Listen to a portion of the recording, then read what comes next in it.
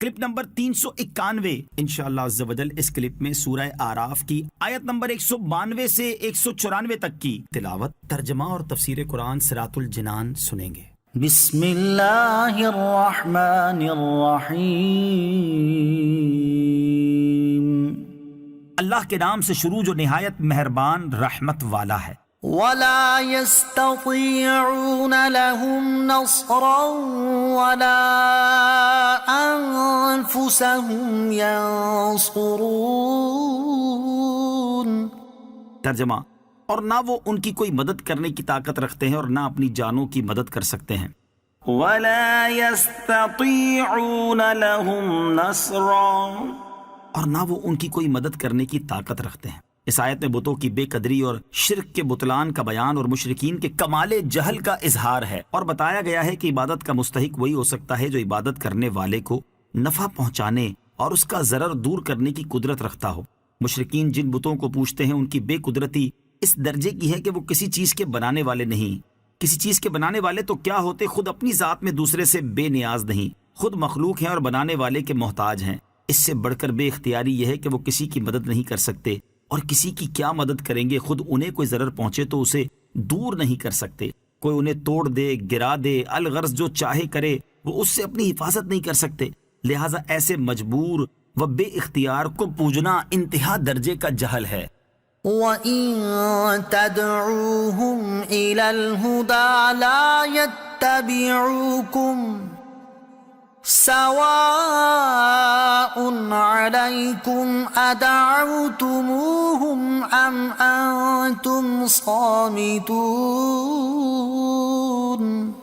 ترجمہ، اور اگر تم انہیں رہنمائی کے لیے بلاؤ تو تمہارے پیچھے نہیں آئیں گے، تم پر برابر ہے کہ تم انہیں پکارو یا تم خاموش رہو۔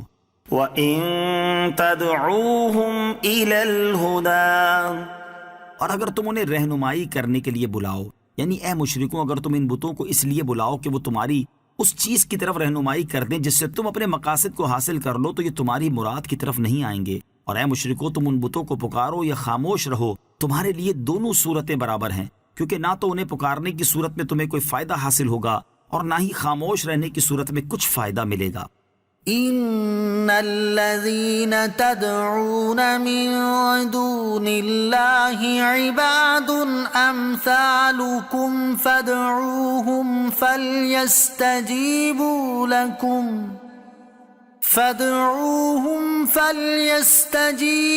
لكم ان كنتم صادقين۔ ترجمہ، بے شک وہ جنہیں تم اللہ کے سوا پوچھتے ہو وہ تمہاری طرح بندے ہیں، تو تم انہیں پکارو، پھر اگر تم سچے ہو تو انہیں چاہیے کہ وہ تمہیں جواب دیں۔ ان الذين تدعون من دون الله، بے شک وہ بت جنہیں تم اللہ کے سوا پوجتے ہو۔ آیت میں لفظ تدعون کا معنی ہے تعبدون، یعنی جن کی تم عبادت کرتے ہو۔ اس آیت کا خلاصہ یہ ہے کہ اے کافروں، صرف اللہ تعالیٰ کی عبادت کرنے کی بجائے جن بتوں کی تم عبادت کرتے ہو اور تم انہیں اپنا معبود کہتے ہو، یہ بھی اسی طرح اللہ تعالیٰ کے مملوک اور مخلوق ہیں جس طرح تم ہو، اور اللہ تعالیٰ کے مملوک و مخلوق کسی طرح پوجے جانے کے قابل نہیں۔ اس کے باوجود بھی اگر تم انہیں اپنا معبود کہتے ہو تو تم نفع پہنچانے اور نقصان دور کرنے کے سلسلے میں انہیں پکارو، پھر اگر تم اپنے گمان کے مطابق سچے ہو کہ یہ اس چیز کی قدرت رکھتے ہیں جس سے تم عاجز ہو، تو ان بتوں کو چاہیے کہ وہ تمہیں جواب دیں۔ مخلوق میں سے کسی کو معبود مان کر پکارنا شرک ہے، ورنہ ہرگز شرک نہیں۔ یہاں ایک اہم بات یاد رہے کہ اللہ تعالیٰ کے علاوہ اور کسی کی بھی عبادت کرنا شرک ہے۔ اسی طرح مخلوق میں سے کسی کو معبود مان کر اسے پکارنا یا اس سے حاجتیں اور مدد طلب کرنا بھی شرک ہے۔ البتہ اگر کوئی اللہ تعالیٰ کے علاوہ کسی اور کو معبود نہ مانتا ہو اور وہ اللہ تعالیٰ کے نیک بندوں کو اس کی عطا سے مشکلات دور کرنے والا، حاجتیں پوری کرنے والا اور مدد کے وقت مدد کرنے والا مانتا ہو، اور اسی عقیدے کی بنیاد پر وہ بارگاہ الہی کے مقبول بندوں سے مشکلات کی دوری کے لیے فریاد کرتا ہو، اپنی حاجتیں پوری ہونے کے لیے دعائیں مانگتا ہو، یا مصیبت کے وقت انہیں مدد کے لیے پکارتا ہو، تو اس کا یہ فریاد کرنا، مانگنا اور پکارنا ہرگز شرک نہیں ہو سکتا۔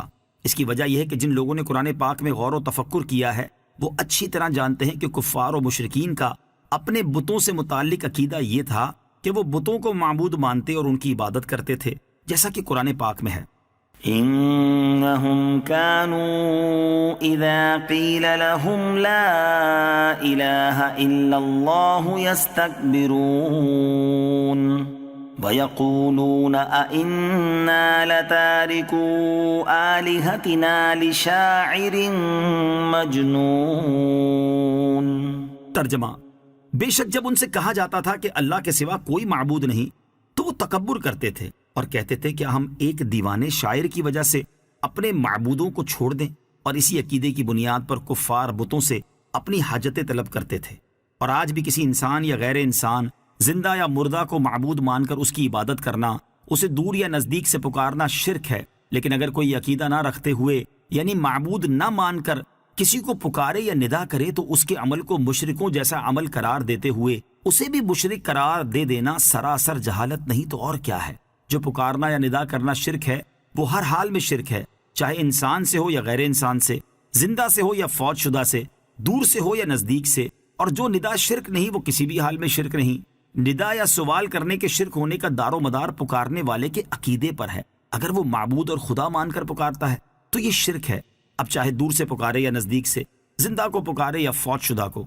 اور اگر اس کا یہ عقیدہ نہیں تو شرک ہرگز نہیں۔ لہٰذا رسول اللہ صلی اللہ تعالی علیہ وسلم کو پکارنا ہرگز شرک نہیں، کیونکہ کوئی بھی کلمہ گو مسلمان آپ صلی اللہ تعالی علیہ وآلہ وسلم کو معبود نہیں سمجھتا اور نہ ان کی عبادت کرتا ہے، بلکہ ہر نماز میں وہ کئی بار یہ اعلان کرتا ہے، اشہد ان محمدًا عبدہ و رسولہ، میں گواہی دیتا ہوں کہ محمد مصطفیٰ صلی اللہ تعالی علیہ وآلہ وسلم اللہ عز و جل کے بندے اور رسول ہیں۔ یوں ہی اللہ تعالیٰ کے نیک بندوں کو پکارنے والا، ان سے سوال کرنے والا، انہیں معبود سمجھ کر ہرگز نہیں پکارتا، بلکہ اللہ عز و جل کا بندہ سمجھ کر اور اللہ عز و جل کی عطا سے پکار سننے والا جان کر پکارتا ہے۔ لہٰذا اس کا یہ عمل بھی ہرگز